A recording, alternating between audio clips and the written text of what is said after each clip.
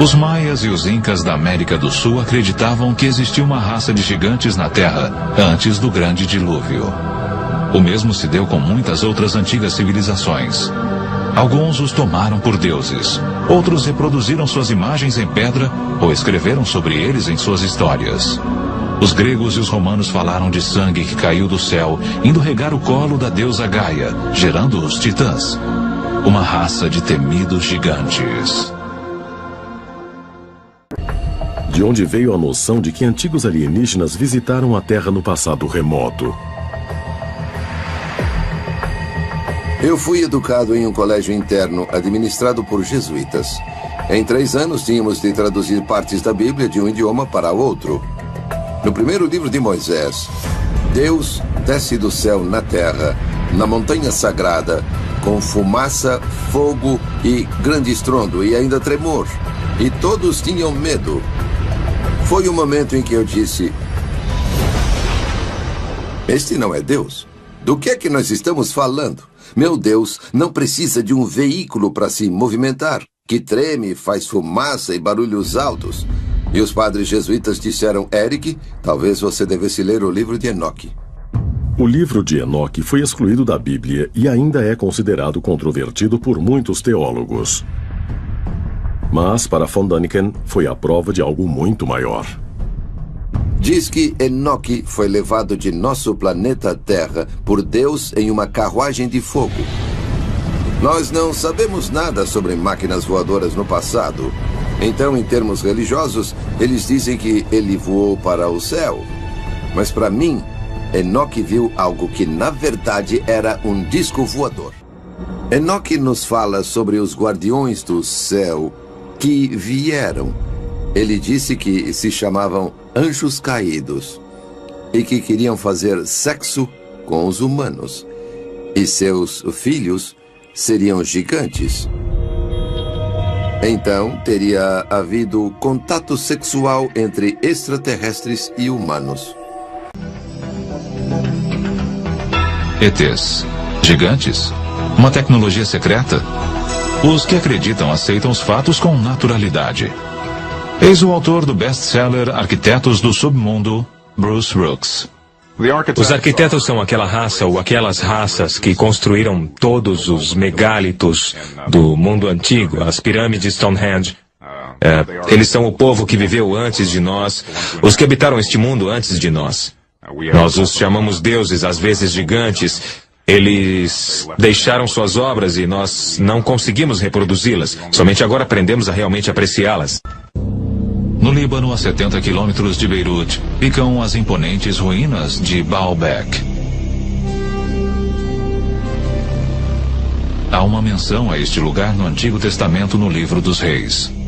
Baalbek, em particular, é um ótimo exemplo. É onde estão os trilitons, as maiores pedras do mundo já usadas em construção. São tão grandes que nem sabemos seu peso. Essas pedras foram cortadas e deslocadas 8 quilômetros, erguidas 8 a 9 metros no ar e assentadas tão juntas que não podemos enfiar uma lâmina de barbear ou um pedaço de papel entre elas. Não sabemos como fizeram isto. Não existe guindaste capaz de erguer pesos como daquelas pedras. Ninguém sabe ao certo, mas, de acordo com a tradição árabe, os templos mais recentes foram construídos aqui após o grande dilúvio por uma tribo de gigantes para o rei bíblico Nimrod. A conclusão e a tradição parecem bastante claras de que seres gigantescos outrora existiram e que a história humana desenvolveu-se ou que mudanças psicológicas, emocionais ou espirituais ocorreram. E aqueles seres que sobreviveram pertenciam aparentemente a um grupo de genes menores. Porém, a possibilidade de que tenham existido outros segmentos da humanidade aparece de forma quase explícita na própria Bíblia. O livro dos Números diz que após vagar no deserto com seu povo, Moisés enviou batedores para encontrar um lugar onde pudessem se estabelecer. Os batedores foram para o norte, para Hebron. Se olharmos as Escrituras, havia gigantes na terra naqueles tempos.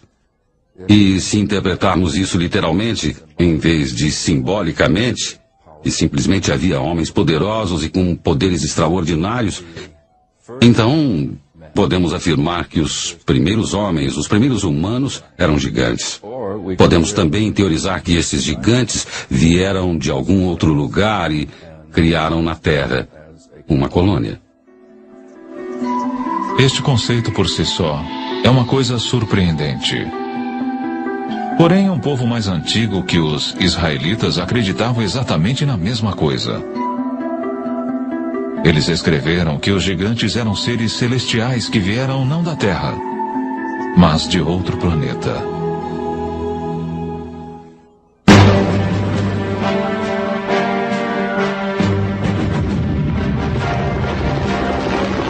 Este é o campo de batalha da Guerra do Golfo. Nós o conhecemos como Iraque. No passado distante, várias grandes civilizações brotaram aqui. Uma delas, a babilônica, foi lendária por sua riqueza e esplendor. Porém, muito antes da Babilônia, há 6.000 anos, outra notável civilização desenvolveu-se aqui. Seu povo era os Sumérios, que possuíam uma cultura muito avançada.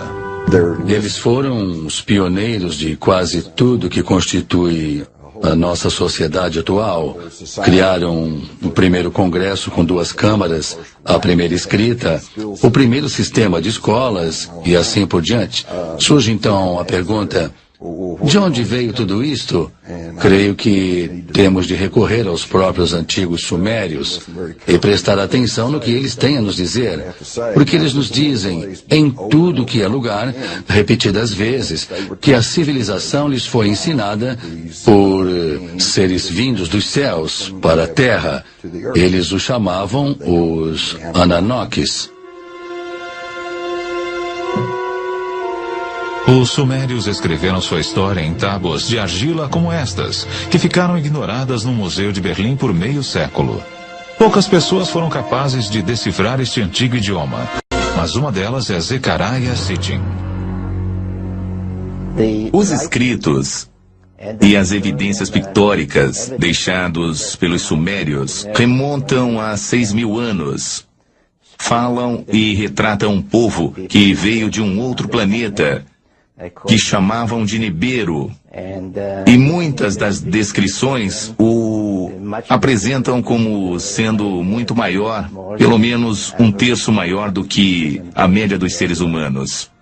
Portanto, eram gigantes. Este lacre cilíndrico sumério de um museu de Berlim é surpreendente por várias razões. Primeiro, ele retrata nosso sistema solar com o Sol ao centro e os planetas espalhados em torno dele. Um fato não conhecido da ciência europeia até cerca de 300 anos atrás. Mostra também o planeta Urano, que nós só descobrimos em 1930. E, incrivelmente, existe um outro planeta que os sumérios chamavam de Nibiru, o que acreditavam ser o lugar de onde os Ananokes, ou gigantes celestiais, teriam vindo. Se observarmos estas 3 figuras retratadas aqui, parecem ser quase todas do mesmo tamanho. Mas, se prestarmos atenção, veremos que esta figura da divindade está sentada. E se calcularmos seu tamanho pela medida dos joelhos ao quadril, verificaremos que ela tem uns 3 metros de altura. É um daqueles que desceu dos céus para a terra. Os astrônomos em busca de sinais de vida extraterrestre prescrutam cada vez mais fundo o universo. Porém, talvez devessem estar procurando o tempo todo, mais perto de casa. Porque é no nosso próprio sistema solar que um misterioso objeto foi recentemente detectado perto de onde os sumérios assinalaram o local de seu planeta Nibiru, o lar dos Ananokes. Para os que acreditam, isto é uma prova convincente de que os gigantes celestiais são reais.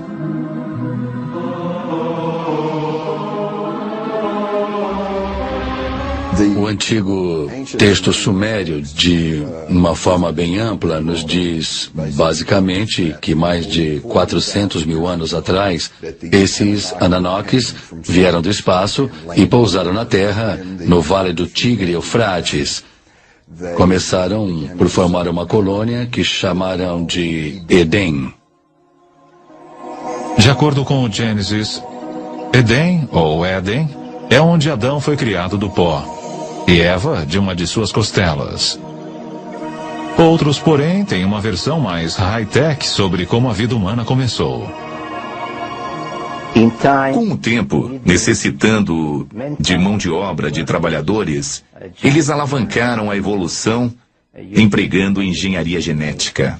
Recolheram o esperma de um dos Ananoques e o inseminaram no óvulo de uma humanoide primitiva, provavelmente uma dessas primitivas cujos restos arqueológicos estão agora sendo encontrados na África, a famosa Lucy, e eles então produziram um híbrido que acabou se tornando o homem de Cro-Magnon, ou seja, o homem moderno. Diz a lenda que quando os Ananoques retornaram após vários milhares de anos para ver como sua obra genética se desenvolvera, encontraram na Terra mulheres irresistivelmente atraentes. Começa na Bíblia, onde podemos ler, no início de Moisés, quando os filhos dos deuses viram que as filhas do homem eram bonitas, eles as tomaram como esposas. Mais tarde, daqueles ventres, nasceram gigantes. Tão destrutivos eram esses titãs, que os Ananoques que os geraram decidiram destruí-los. O livro apócrifo de Baruque nos conta até quantos gigantes foram mortos. O livro de Baruque diz: depois o Senhor criou o grande dilúvio, destruiu toda a vida que havia na terra, incluindo os 409 mil gigantes.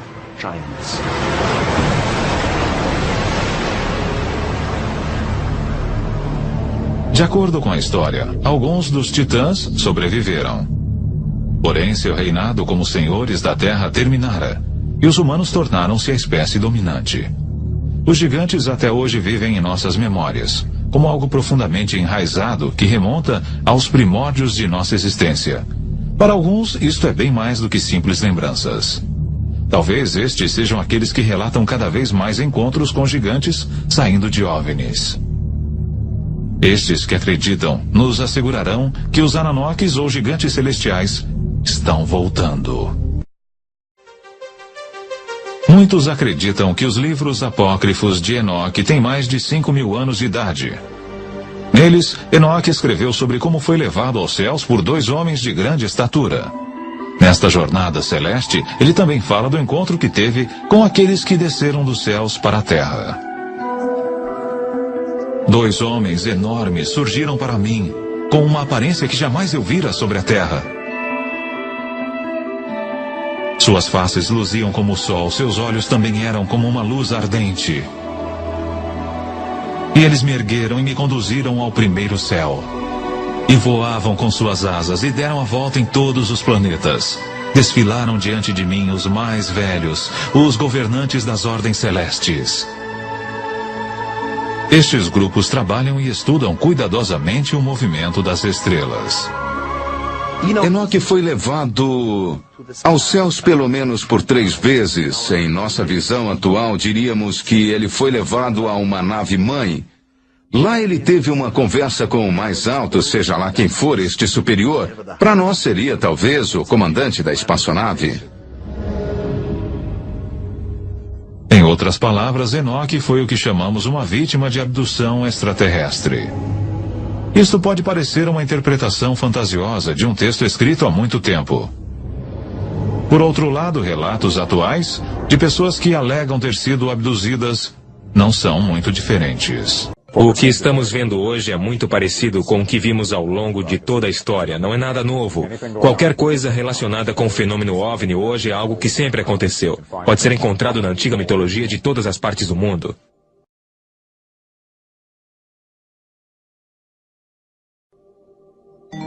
Nós temos as investigações e, naturalmente, em alguns casos temos pinturas em cavernas de seres com a aparência de gigantes e até pegadas gigantes. Eu diria que existiu algo no passado e que este algo era muito maior do que os nossos terráqueos normais. Teriam eles sido nossos pais? Eles foram os patriarcas que vieram antes de nós e são citados em todas as lendas. Os gigantes, os olímpicos que vieram antes de nós. Seja fato ou fantasia, gigantes ocupam nossa consciência coletiva desde que eu possa me lembrar. Mas teria uma raça de gigantes habitado realmente a Terra? Os textos antigos, bem como algumas evidências, sugerem que sim. E seria possível que genes recessivos, existentes nos homens de 2,10 metros e 2,50 metros que caminham entre nós hoje, estivessem relacionados à antiga raça dos gigantes? Agora, com relatos como os dos gigantes de Voronezh, ficamos imaginando se talvez os deuses gigantes dos Sumérios não estariam voltando.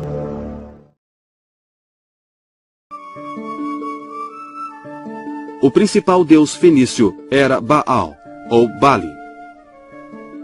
O termo Baal refere-se, na verdade, a várias deusas da fertilidade dos cananeus e dos fenícios. Os cananeus eram essencialmente um povo agrícola que adorava uma variedade de deuses agrícolas e da fertilidade.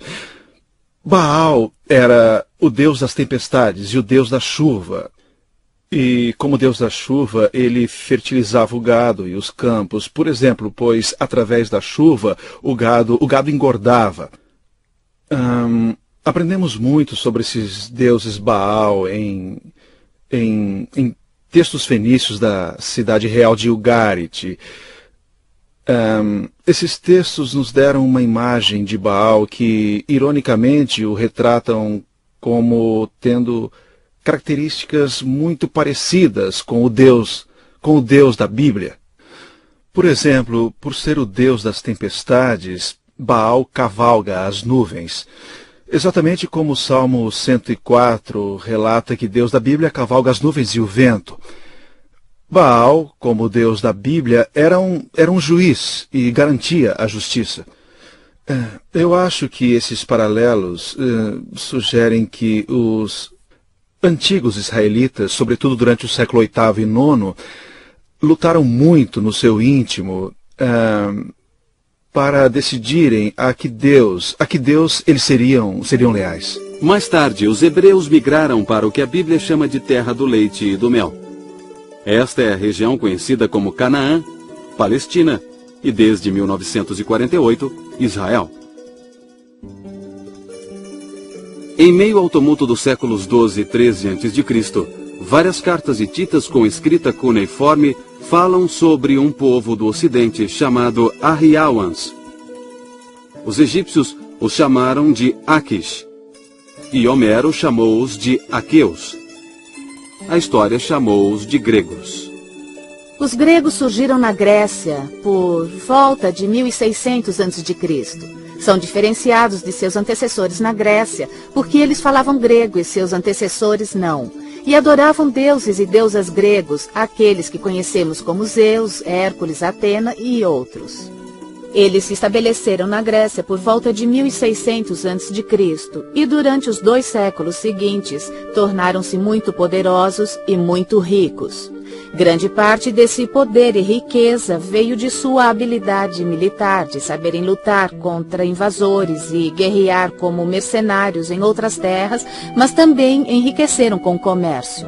Nesse ponto, eles se parecem muito com os fenícios, pois comercializavam no leste do Mediterrâneo e também no oeste. Sabemos que esses gregos da Idade do Bronze avançaram a oeste até a Itália, pois algumas de suas cerâmicas foram encontradas lá, assim como foram encontradas no leste. Os arqueólogos descobriram que os gregos da Idade do Bronze, também chamados de gregos micênicos, comercializaram e lutaram por toda a bacia mediterrânea. Eles se desenvolveram entre 1600 e 1200 a.C. e trouxeram seus tesouros e saques de volta às cidadelas de Micenas, Tirins, Tebas, Orcômenos e Pilos. Os gregos micênicos às vezes se ofereciam como mercenários no estrangeiro. Numa dessas aventuras, eles viram as grandes tumbas do Egito. Viram os rituais místicos egípcios na preparação dos mortos para o pós-vida. Impressionados com esses rituais, os gregos micênicos os adaptaram às suas próprias crenças.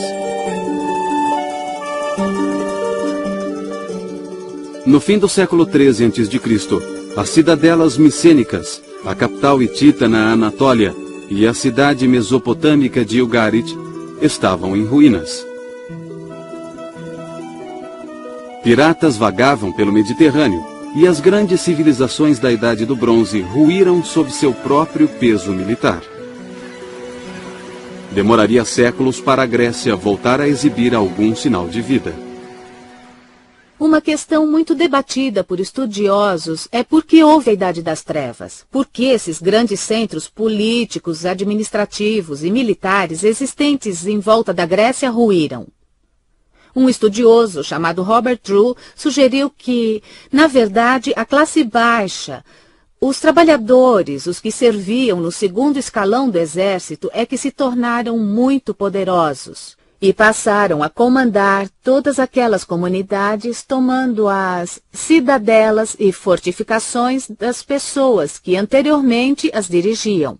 Como resultado desse levante, que Drew acredita ter abrangido toda a parte oriental do Mediterrâneo, nós vemos a queda quase literal no caso de algumas comunidades, mas figurativa no caso de outras, dessa cultura do fim da Idade do Bronze.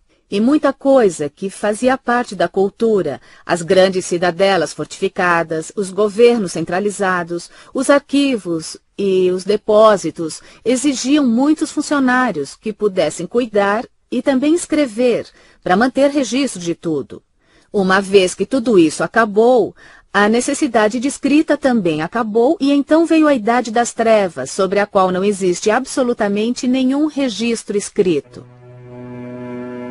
Os gregos sofreram terrivelmente. Após a ruína da civilização micênica no fim da Idade do Bronze, eles saíram das cidades em grande número, retornando ao campo ou se lançaram ao mar em busca de sustento. A Grécia perdeu quase 90% de sua população. Os sobreviventes viviam na pobreza e na ignorância. Bolsões de cultura grega subsistiram em Atenas e em comunidades do mar Egeu ao longo da costa jônica da Anatólia. Aqui os gregos preservaram a memória da gloriosa Idade do Bronze, formulando os épicos da Ilíada e da Odisseia. Por volta de 800 a.C., a população grega começou a crescer de novo. Os marinheiros passaram a comercializar com os fenícios, aprenderam seu alfabeto e voltaram para casa para difundir seu novo conhecimento. A cultura grega começou a florescer, produzindo uma era conhecida como Idade Geométrica. Isso aconteceu entre os séculos IX e VIII a.C., um tempo caracterizado por esculturas e pinturas em vaso decorados com linhas e curvas geométricas que representavam tanto formas humanas quanto abstratas. Os gregos começaram a usar o alfabeto fenício para registrar seus poemas dedicados aos deuses. Mais tarde, escreveram os épicos heróicos, inclusive aqueles atribuídos a Homero.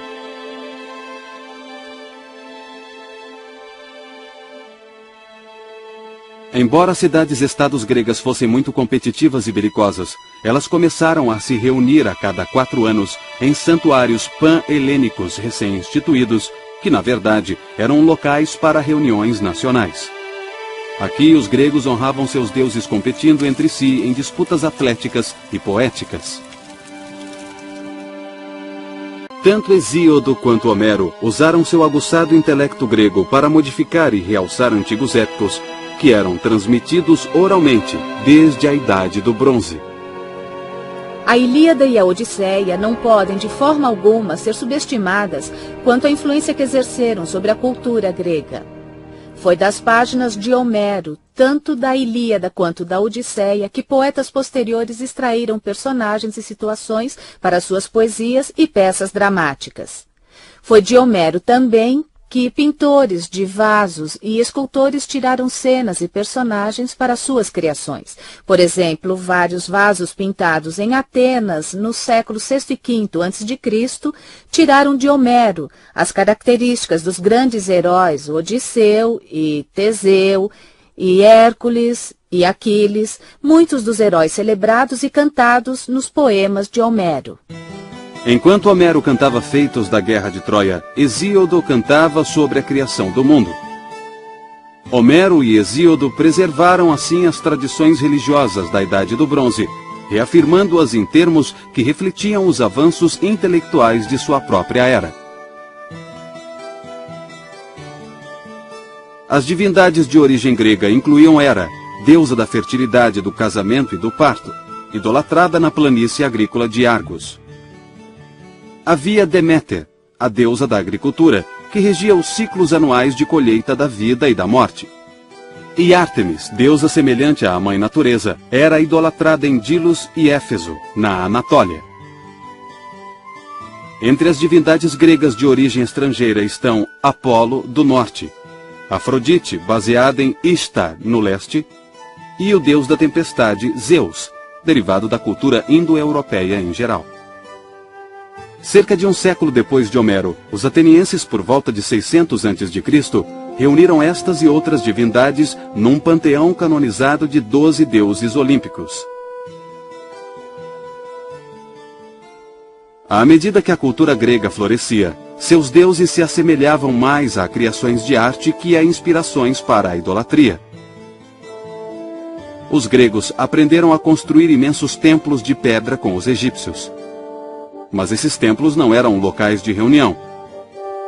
Eram construções luxuosas para abrigar estátuas dos deuses. Os gregos decoravam os templos com colunas cuidadosamente esculpidas, esculturas tanto nas fachadas quanto nos fundos, e uma belíssima estátua no centro. Guiados pela arquitetura egípcia e um dom artístico inato, os gregos buscavam a pureza das linhas e forma. Eles encontraram o material perfeito para a construção de sua arte na própria casa, o mármore. Levou 1 ou 2 séculos para os gregos aperfeiçoarem a técnica com mármore. Então, os atenienses empregaram muita energia, dinheiro e habilidade artística para construir o que talvez seja o templo mais magnífico de todos os tempos, o Pártenon. No exterior dos 4 lados do Pártenon, esculturas em relevo glorificam Atenas e seus deuses. Por dentro, o Pártenon ficava envolvido na escuridão. Paredes de mármore maciço escondiam a colunata exterior, reduzindo muito o espaço interior. Aqui havia uma imensa estátua coberta de ouro e marfim, uma imagem que se elevava sobre os visitantes. Esta era Palas Atena, a deusa da sabedoria, cujo nome significava Atena, a Virgem. Palas Atena, cantarei a gloriosa deusa em cujos olhos a inventividade cintila, seu coração infatigável, poderosa dama, guardiã das cidades. Nesta e em outra canção, eu me lembrarei de você. O Pártenon era dedicado aos deuses, mas glorificava o homem através do talento artístico humano. Homero retratara os deuses como seres próximos e acessíveis que andavam e falavam nos campos de batalha de Troia. Para cada ação humana importante, havia uma ação divina paralela. Mas esses deuses já não satisfaziam as necessidades da vida democrática dos atenienses. Os gregos começaram a procurar respostas não mais nos deuses, mas sim na filosofia.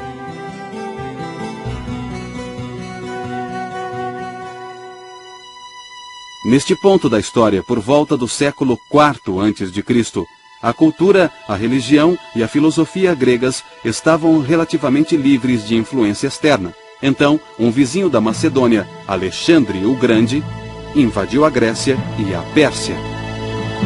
O pai de Alexandre, Filipe, tinha decidido criar seu filho para ser rei.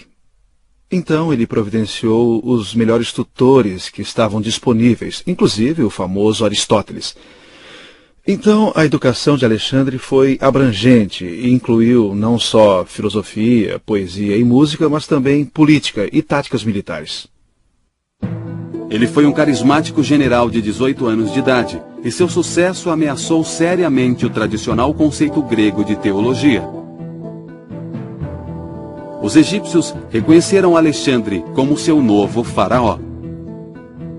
Os persas o saudaram como o novo rei dos reis.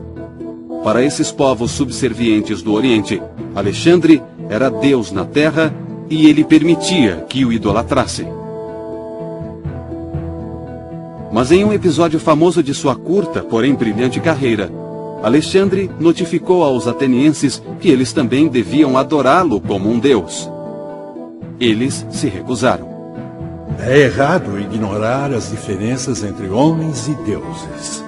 Não devemos fazer um homem parecer maior do que é, prestando-lhe honrarias excessivas ou, ao mesmo tempo, degradando impiedosamente os deuses, nivelando-os aos homens. Ainda assim, a ambição divina de Alexandre foi a primeira de várias intromissões teológicas orientais que o mundo greco-romano sofreu. Alexandre morreu na Babilônia prematuramente aos 33 anos. A esta altura, as civilizações gregas do leste do Mediterrâneo já estavam bastante cosmopolitas. Mais de uma dúzia de cidades chamadas Alexandria salpicavam o Mediterrâneo no Oriente Próximo. Cada uma tinha seu próprio símbolo da cultura grega, normalmente um teatro ou um estádio. A mais importante dessas cidades ficava no Egito. Aqui, as vitórias de Alexandre deram origem a um novo tipo de templo dedicado às artes e às ciências. Eles o chamavam de Museion, ou museu, porque era dedicado às 9 musas, as deusas das artes. Esse templo das musas abrigava uma biblioteca, uma das primeiras bibliotecas em grande escala que nós conhecemos da antiguidade. Nessa biblioteca trabalhavam muitos eruditos, iguais aos universitários e estudiosos de hoje. Eles copiavam, estudavam e comentavam obras literárias antigas, inclusive os poemas de Homero e poemas escritos no século V, no auge do período clássico ateniense. Esses eruditos estudavam essas obras na biblioteca de Alexandria. Eles as catalogavam, as organizavam e escreviam nas margens dos livros. E essa biblioteca passou a ser um grande centro erudito. Porém, uma nova subcultura se enraizava na península, hoje chamada de Itália.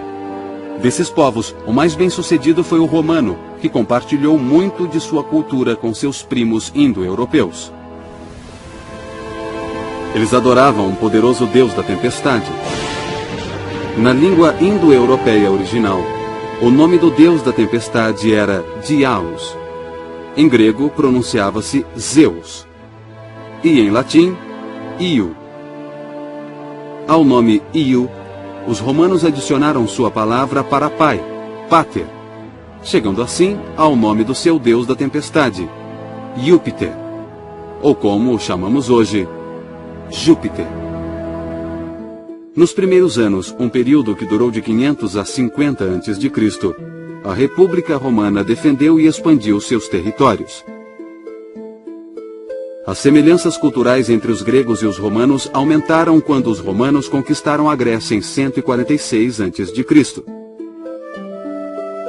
Eles drenaram a Grécia de toda a sua arte, poesia e pensadores, adaptando-os o máximo possível à língua latina e a seu estilo itálico. Muitas vezes, eles tomaram emprestados deuses e deusas até na aparência. No caso de Apolo, por exemplo, pegaram o nome também. Em outros casos, eles misturaram esses deuses e deusas com divindades itálicas locais. Os romanos acharam equivalentes locais para os 12 deuses gregos olímpicos. Por exemplo, o deus romano Netuno era equivalente a Poseidon, deus do mar. Mercúrio era associado a Hermes, o deus grego que levava almas mortas para Hades. Vênus era equivalente à grega Afrodite, deusa do amor. Finalmente o amor chegou. Eu orei para a musa e ela me atendeu.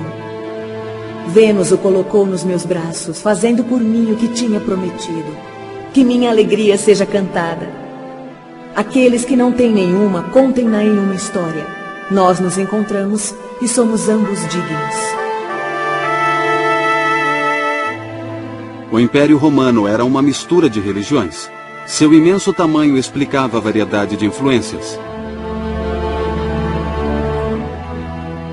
Mas você, romano, deve se lembrar. Precisa guiar as nações por meio da sua autoridade, pois esta é a sua habilidade. Deve enxertar a tradição à paz, mostrar piedade aos conquistados e lutar até que os duros tombem. Muitos cultos e religiões foram assimilados nesta colcha de retalhos. Os egípcios ainda se pareciam muito com seus ancestrais, que durante milênios adoraram seus faraós como deuses. O culto em Roma agora se voltaria ao pai de Augusto, Júlio César. O culto ao imperador difundiu-se pelo Império Romano em poucas décadas. Mas um grupo de adoradores se destacou quando se recusou a seguir essa prática.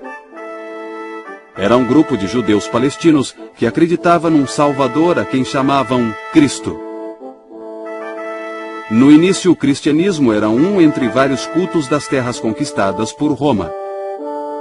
No século IV d.C., o imperador Constantino promulgou o Édito de Milão, tornando o cristianismo uma religião aceita no Império Romano. Mais tarde, ela tornou-se a religião oficial de Roma. Mas muitos séculos depois de o cristianismo se tornar predominante, antigas tradições pagãs ainda afetavam a iconografia cristã, quando mitos gregos romanos foram retratados na arte judaico-cristã. Séculos se passaram, mas por fim, os antigos mitos e religiões do Mediterrâneo cederam totalmente a uma nova ordem. As três grandes religiões ocidentais, cristianismo, islamismo e judaísmo, todas elas monoteístas, suplantaram todas as religiões politeístas e todas as mitologias que haviam prosperado na Grécia, Roma, Egito e terras do Oriente Próximo. Durante toda a antiguidade e até bem depois, mitos foram maneiras poderosas de explicar o mundo. Os mitos, pelo menos, tentavam explicar o que as pessoas, de outra forma, jamais entenderiam.